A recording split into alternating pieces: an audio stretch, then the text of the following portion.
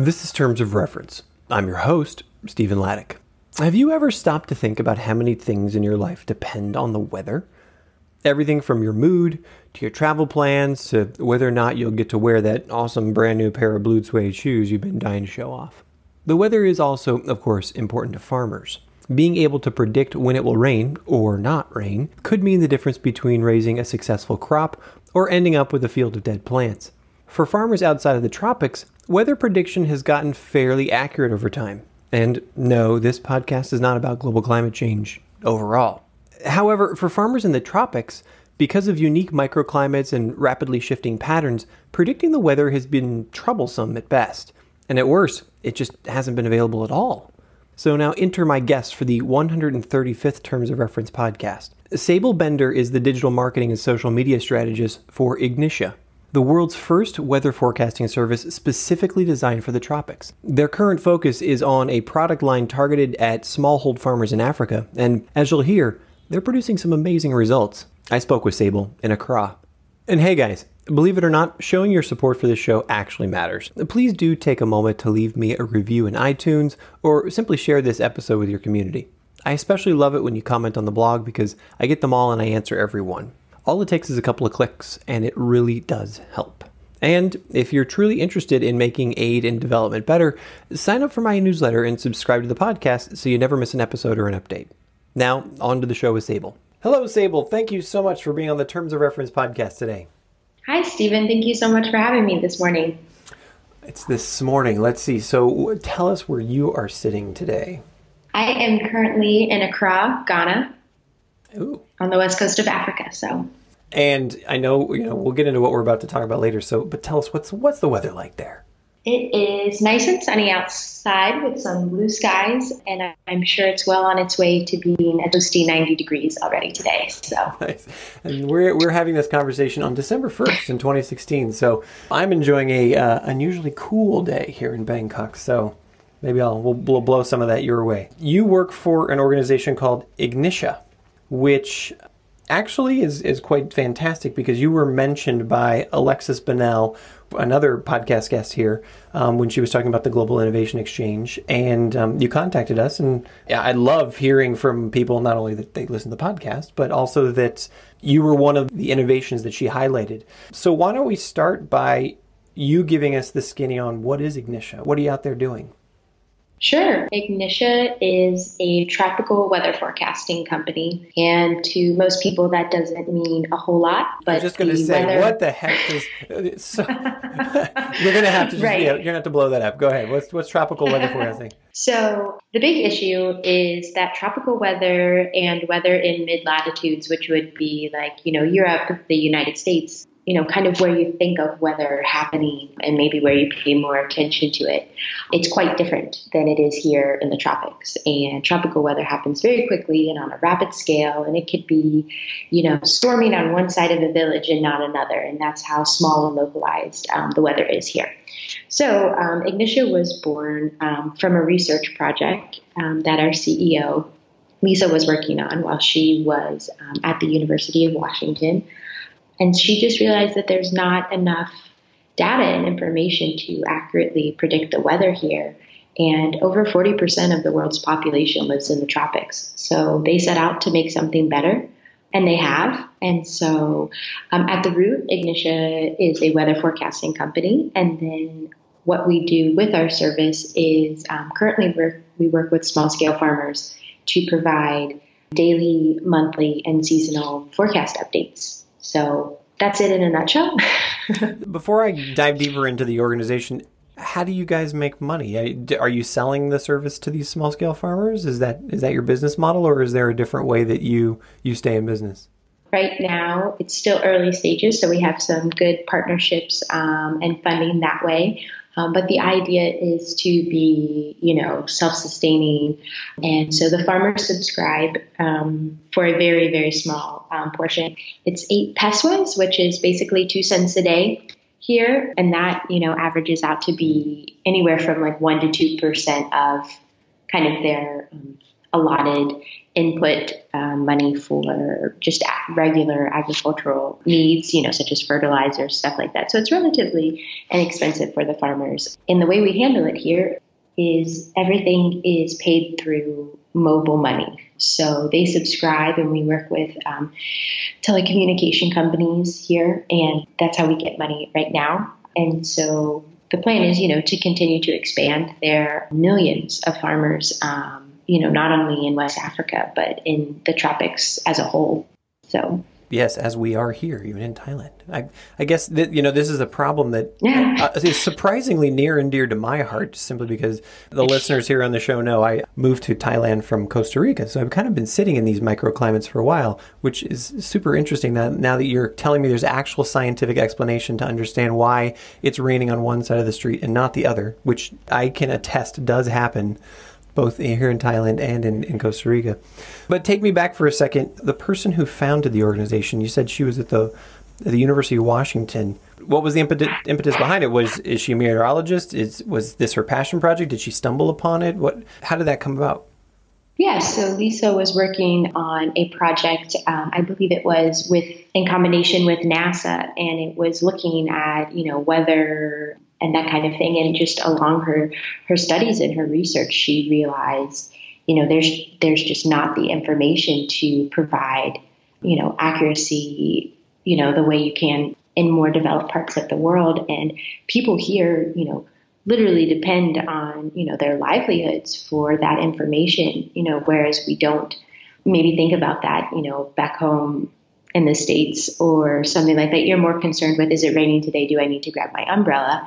And farmers here in Africa, they depend on the rain for their crops and their yields. Things like water hoses and irrigation, they're not common here. That's not something people have access to. So it really is a big issue.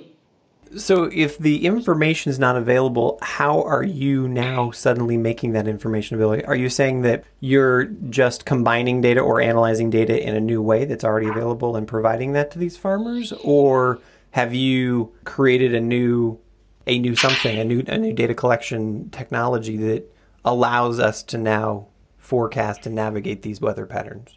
I would classify it as a new something. So I like new something. So this is a little more technical, and it gets a little complicated. And to be fair, it's hard to fully understand it until you kind of see a storm or something in action. But so what our scientists and meteorologists have done since 2010, they have been working on perfecting algorithms, just like all kinds of data from satellites. And so they've created their own set of algorithms to kind of format this information. And it's taken 5 or 6 years so far. And they're constantly working on it. But what we do is completely new, at least to our knowledge, are the first tropical weather forecasting company. The meteorologists, they take information from satellites that are, many of them located at the equator, to provide more accurate information. And then they do their wonderful science and math, and they compute all of that. And then what happens is that churns out a prediction, a forecast for many different areas. And what we do with that is we process that to a very GPS specific location for our farmers and our subscribers, and then we send that out to them. And currently, our forecast accuracy rating is about 84%, whereas global models for the tropics have an accuracy rating of about 39%. So that means, like, if you go on Google or, a major news outlet and you go look at the weather for the tropics, they'd have, less than a 40% accuracy. For here, just because, where they're getting their weather information from is really, it's not specific to where we are. So I hope that explains it a little bit. Yeah, for sure. So help me understand, where are these master scientists and meteorologists sitting? Are they all in the crowd with you there, or are they distributed around the globe? Are they sitting in ivory towers and dumping this data down? Or, I'm just trying to figure out, what does Ignitia look like as an organization? Sure. So our head scientist, physicist, meteorologist, Andreas, he is based here in Accra. And then we have another meteorologist, Daniel, and he is based in Sweden. And we have two supercomputers in Sweden, and people you don't own two supercomputers. No, people far more techie than I can do that. But I know that they house all of the data, and that's where we get it. But the big thing for us is that our company, we rely on satellite data for this information, because ground monitors, ground satellites here, they're so far spread apart and they're not well maintained. So it's just not a reliable source of information necessarily for us, and it's not readily available. So rather than building our own, on-ground infrastructure across each country that we hope to be in, we're working with the satellites, and that's proving to be very effective. So tell me, how does this application, actually affect a farmer on the ground? Like, how does it change their farming practices or the decisions that they make? Or, do you have a story about, one of those great stories where, hey, last year I got 2 corn plants and this year I've got 10 million. What kind of great stories do you have of success? Yeah, sure. So, the big thing is weather impacts the farming process, at all parts of it, from the beginning, your land preparation to the seeds you're going to plant, and purchase, your fertilizer, chemicals, that kind of things, your harvest. A big portion of crops are ruined just from the harvesting to the selling portion due to weather events and that kind of thing. So Enoch is one of our farmers, and he's great, and I have not had the chance to meet him yet, but I've heard nothing but good things. But he has been using our service for 2 years now. And the first year he was able to double his cocoa yield. And that's great because cocoa is one of, the most in-demand products. Ghana, I believe, is the world's second largest producer of cocoa. What does that do for his income? Does that more than double his income, or is that like a total life game changer for him? Yeah, absolutely. I'm not sure on the exact numbers and what the market rate for that is now, but yeah, absolutely doubling his income, doubling his yield as well. But then even beyond that, and what I think is really exciting is that he received a forecast that the next season would be very dry. So he was able to save some money and use the extra money he had made to buy a water pump, which is very expensive. And, he said, I wouldn't have known to do this without you. And I trust what you're doing. And he's great, and he loves our service. And he's actually kind of started to be an ambassador, all on his own. And he goes and talks to people for us. And it's wonderful. And then, in the same sense, we have another farmer, Ashai, and he scheduled some very expensive labor to come in and help, with part of the farming process where he was, and he got a forecast saying it was going to rain very heavily the next day. And so out of his faith in us, he canceled the labor for the day. And sure enough, the next day it rained, and he called us and called Julie and let her know that, he was able to save money to plan this for another day and not have that wasted on the fact that it was raining. So, it's really great to see, farmers, that this is really changing their life. Because like I mentioned, farmers know how to farm, and they know how important the weather is. And it's just really knowing when that weather is happening and, what it's going to look like and how that's going to affect them. So it's really great to see it making a difference in action. And it's wonderful that, we have such a great relationship with so many of our farmers that they call us and update us and let us know what they're doing. And, from a communication standpoint, that's great. It's feel-good stories. But, from a personal standpoint and being an employee at the company, it really validates what we're doing and the importance of that. And, what a game changer it can be for people in parts of the world, where incomes are so low and many are living below the poverty line. And this can really change things for the better. Always hearing a story, and also knowing that you have a product where people are like, wow, this affected me in such a way that I'm going to take time out of my schedule to call you and tell you, or, just to relay feedback. I kind of feel like that's when you know that you've got something, right? It's important enough that people are like, hey, keep doing that because it works. Right. Absolutely. Yeah. It's definitely the feel good reassurance, I think, that keeps us going. You said you've been working on this for 5 years now, or the company's been working on it for the past 5 or 6 years. What are what's the foreseeable future look like? Is it, hey, we've got a model that works, you're 85% accurate or 84% accurate, which is, holy smokes, you've doubled the accuracy, right? Already of weather prediction. Is there a company goal to say, look, we really want to increase accuracy to 99%? Or is it, let's get this out to the market and let's spend all of our money, getting it out in the market? What are your strategies for penetration and sort of getting it out there? I think if I was being perfectly honest, all of it, I know the meteorologists are always looking to perfect the accuracy and get it as, close to perfect as possible.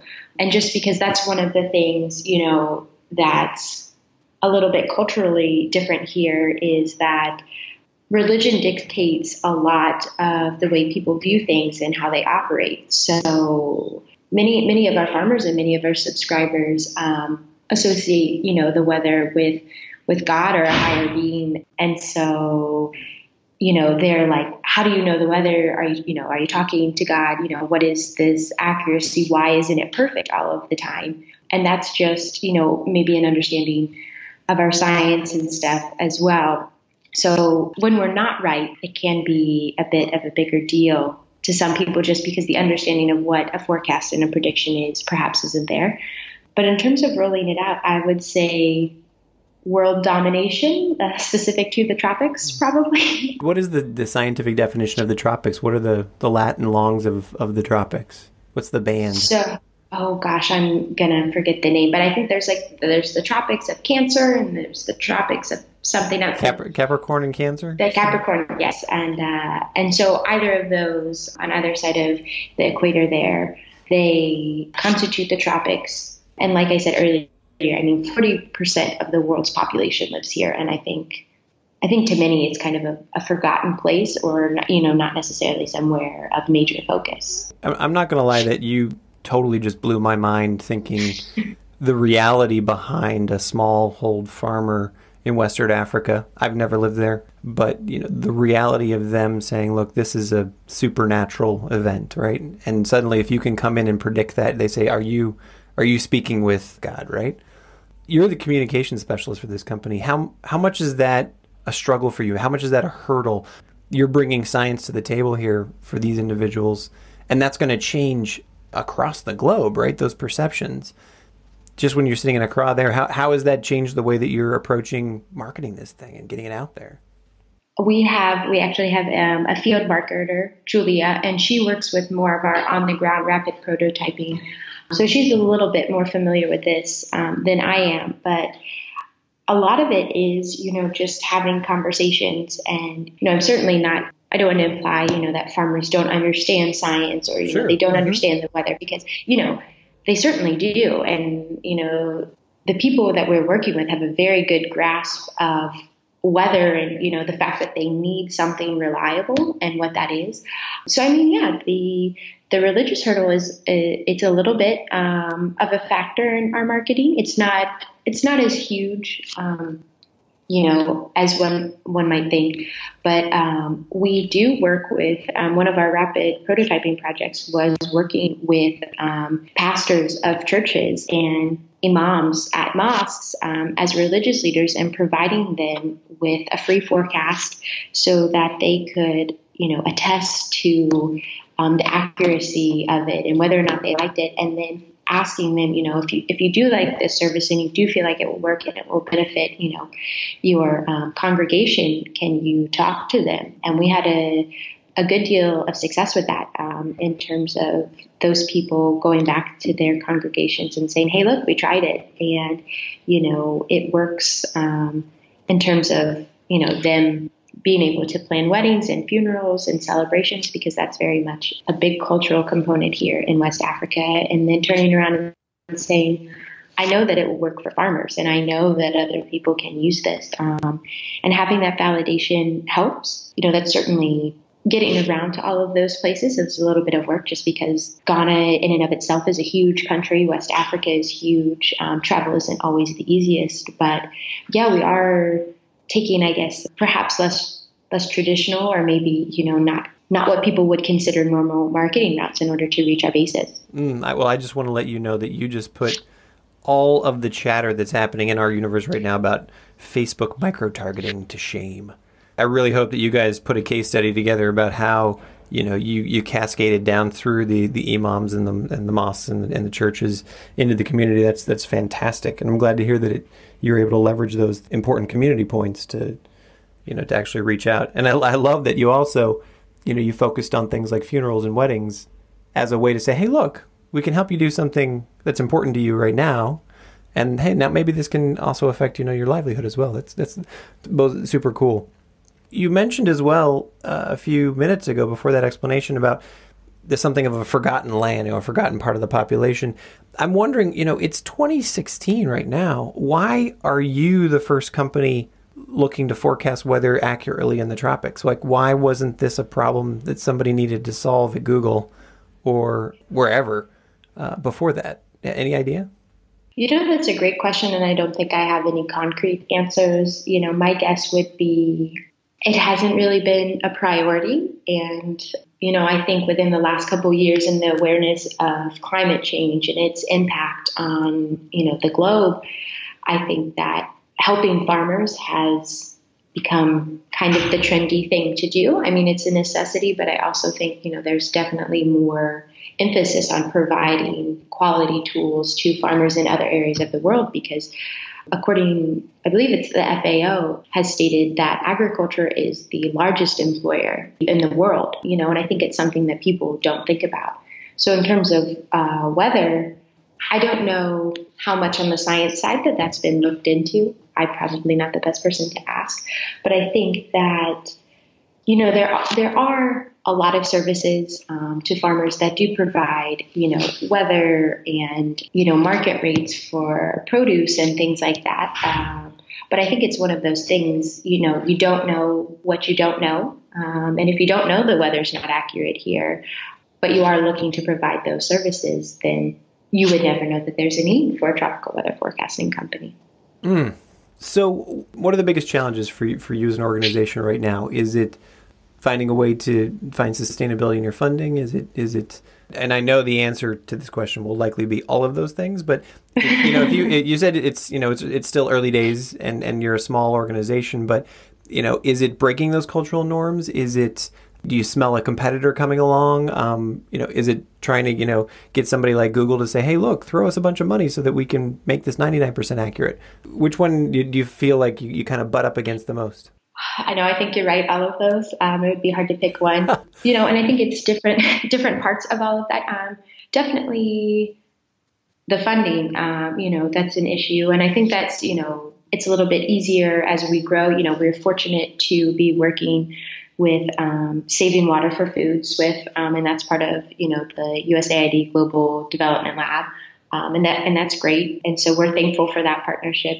And, definitely it's a learning experience. I mean, to be fair, we are a company of people from different countries who moved to Ghana. And, as many things as there are the same, here, it's not like moving, to a different planet or anything, but how things operate, very different than I think how most people are used to. And I think one of the big adjustments is things don't happen quickly, whether that is marketing projects or rapid prototyping or going to visit our farmers. Things take time. And you mentioned it before we even started talking, the internet connection and power, that can be an issue. And it's not a huge issue, but sometimes it goes out and that kind of helps, the day's projects and what we're working on. Getting around, like I mentioned, Ghana is a huge country. And I think that's another thing is people really underestimate the size of Africa as a continent and then the individual countries here. So, we have farmers that are great to work with and who we speak with regularly, and we go to visit to learn more from them and, see how we can improve the service and things like that. And sometimes those are 12 bus rides. And that's if there's no traffic and you get there on time and the road's not closed and things like that. So I think that's just one of our biggest issues is where we're operating. It's not like starting a phone service somewhere else, like in Europe or something, where everyone has a phone and everyone has access to the internet. And so those are some of our barriers. It is nice because the majority of the people we're serving, they have cell phones, but they don't have smartphones. So that is why our service is text-based. It arrives as an SMS. It's not an app. You don't need a smartphone. So we are able to, penetrate the market a little bit more in that sense. But I think, a part of it is just speaking to the awareness that tropical weather is different, and that can be hard to explain, and especially being one of the first, doing it, there's some skepticism, always associated with being, the trailblazer for something like that. It's all of those things.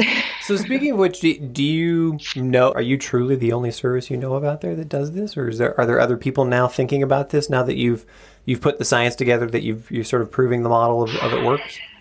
Sure. So there are other farmer platforms that do offer weather, but they are repackaging weather information from global providers. So we are an independent weather forecasting company, private sector. So all of our information is our own, and it is, it's individual to us, and other people don't have access to that unless they would like to work with us.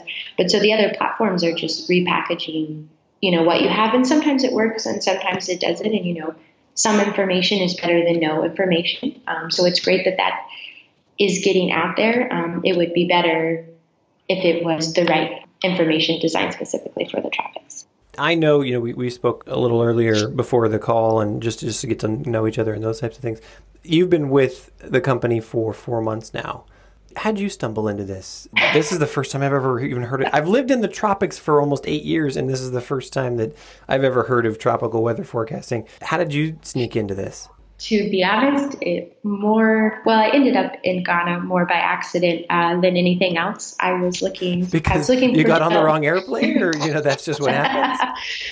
I didn't fully read the job description, if I am being perfectly honest. They had listed the position in Washington, D.C., and I was looking to do some type of job that involved agriculture, because agriculture is very near and dear to my heart. And I read it and I was like, yeah, this sounds really cool. I'd love to do it. And then at the bottom, it said Accra, Ghana. And I was like, okay, I'll take a couple of trips to Ghana every year.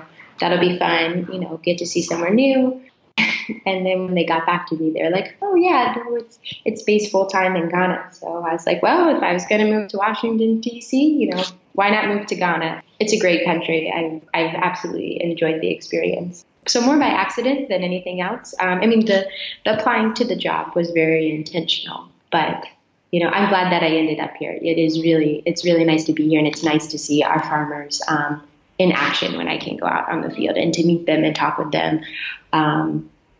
Just because like I said, agriculture is near and dear to my heart, and I was fortunate enough to be able to work on a farm, so I understand, to a small scale, what they're working with and what their struggles are. And I think that's really helped me in communicating what it is that we do and why it's so important. I love hearing yet another confirmation of someone who's sort of in the business of doing good in the world, and you completely stumbled into it. That's right. I know you did say applying was intentional, but you sort of stumbled into where exactly you are. For those people who've been following the podcast for a while, that's one of the key learnings that we pulled out of this profession. There's no predictability about how you get into it. It just sort of shows up one day. I'm wondering, a question that I like to ask when we're talking about these sort of innovative new ideas is, how do you think that this ultimately ends up becoming something that's just sort of standard, that everybody, assumes it's going to be there? Like today, everybody uses log frames. Everybody uses, outcomes-based reporting, these kinds of things. Is there a plan or a vision in the company of saying, hey, you know what, at some point, you're going to be selling this to Yahoo Weather or Google Weather, and that's just going to be a standard reporting feature for anybody. We're going to know your GPS, your location, and voila, it's going to be there? Or is there some other mechanism by which this becomes just sort of something everybody uses? That would be wonderful. I know that there is, there's talk and there's discussion and there's planning of creating a city app, an actual download that would kind of have more detailed information for places, across the tropics, because the plan is to expand outside of West Africa as well. And like I briefly mentioned earlier, we use satellites, so it's much easier for us to do that kind of expansion into other parts of the world. But yeah, we would absolutely love to work with big companies and say, look, this is the information we have and it's accurate, and we have the science and the statistics, to back that up, and here it is. And absolutely. I think that that's important. But I think one of the biggest hurdles to doing that, kind of like I mentioned, is just making people aware that the weather is very different here and it is hard to predict, and all the more reason, to make it more of a common thing. And I think, what we can do and what's good, since it's such a hot topic right now, is, climate change and climate adaptation. It is affecting Africa and tropical regions much more quickly and in much harsher ways than other parts of the world. So, in an area where farmers depend on rain 96% of the time to feed their crops, knowing when it's going to rain is absolutely vital, and having that information and out there, we do have the capabilities to go beyond that, but our service for farmers is, whether or not it's going to rain today and tomorrow, the likelihood of that rain, what time, if we're able to pinpoint that, and then, predictions for droughts, or if the season's going to be rainier than usual, that type of thing. And that's really allowed, a number of our farmers to plan ahead and make a difference. Agriculture affects so much of what you do, and, I know that that's not always kind of forefront in people's mind. A farmer has to grow your coffee beans and your chocolate and the cotton, for your clothes. And so I think a big portion of that is just getting that awareness out there that, farmers are vital to our very existence, and we have to take care of them. Mm-hmm. So has there been that's probably a little more. Oh, go ahead. No. You're fine. I apologize. Just because of our distance on the planet, we had a little delay there. You mentioned what I think might be a very important topic. Is there any movement right now within the organization to talk to people like the World Food Program or FAO and et cetera, about drought prediction, about food vulnerability prediction, those kinds of things? Is that something you guys would even purport to be able to be a contributor to, or? Well, funny you mentioned that. We actually have some small projects with FAO and the World Food Program currently.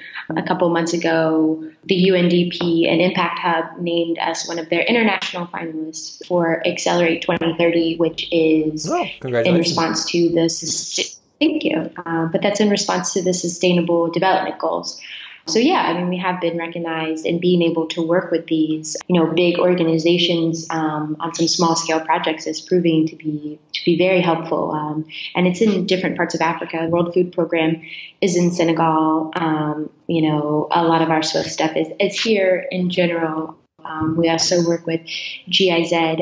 So we're fortunate to kind of get in on those partnerships, and hopefully, all goes well and they love what we do and they love the results. We can move forward from there and have a much bigger, reach to the farmers we want to help. I want to just sort of point at myself for being a little silly. Right there in your homepage, it says that Solve4X has selected you as a Google moonshot. That's pretty sexy stuff. I was even saying, hey, when's Google going to get a hold of this and help you? And so it sounds like that's kind of in the works. Yeah, we've been fortunate very early on to, thumb elbows, rub shoulders, with some big organizations. And I think, that those relationships are great. And I think, what those organizations are really looking for is, maybe some long-term, a couple years worth of data. Because like I said, so our first year of, public launch was commercial launch was 2014. So we've really only been in full operation for about 2 years now. And so I think, the more data that we can accumulate, the more farmer testimonials we have that show, hey, look, this person doubled their yield, doubled their income, that kind of thing. The more validity and credibility we have to move forward in working with those organizations. So hopefully, fingers crossed, that's the goal. That's what we'd love to do. So.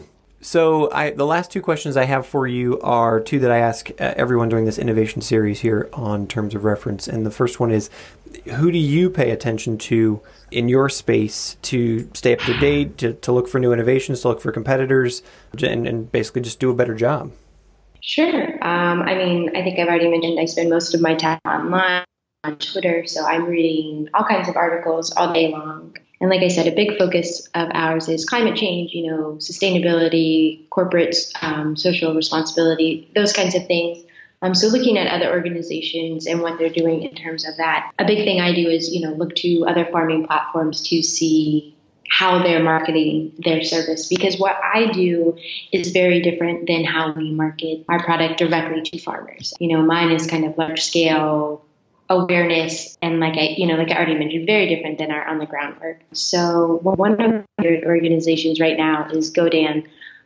They're creating an open data network for agricultural information, which I think is absolutely crucial. And I think that it will make everything better. Once you create a community and a platform where people can exchange information, and bounce ideas off of each other and say, oh, hey, we didn't think to do it in this way or analyze this information like that.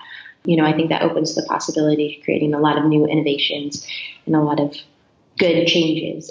At the same time, I read a lot of GSMA articles, which are mobile reports about, how people use phones, where, how much people use smartphones or regular phones, that kind of stuff. So not quite as sexy, but a lot of big reports. CTA puts out some great information as well. And then, we're also looking at other weather platforms and kind of maybe how we can change ours or make it more effective, or, split what we're doing with farmers and go into a different industry, that kind of thing. So a lot of reading and processing and, just kind of taking what we like from other people and looking at that and being like, well, how can, we do this, or how does it apply to this, and how can we work with those industries? So I'm just imagining curling up with a hot copy of GSNA, in the evening over a cup of tea. Oh, yes.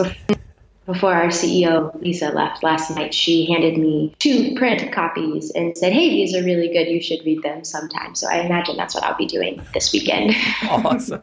The last question I have for you is, you have been a fantastic Aidpreneur, and you made the jump. You said, I want to go work for this company, and you found out that it was in Ghana, not Washington, D.C. at the end of the day. As you've been sitting there for the last 4 months, is there another just sort of something that's super cool that's not related to weather or predicting the weather or farmers in some way that you think, wow, or maybe it is farmers, something that you think is out there that you'd like to give a shout out to that is just super cool?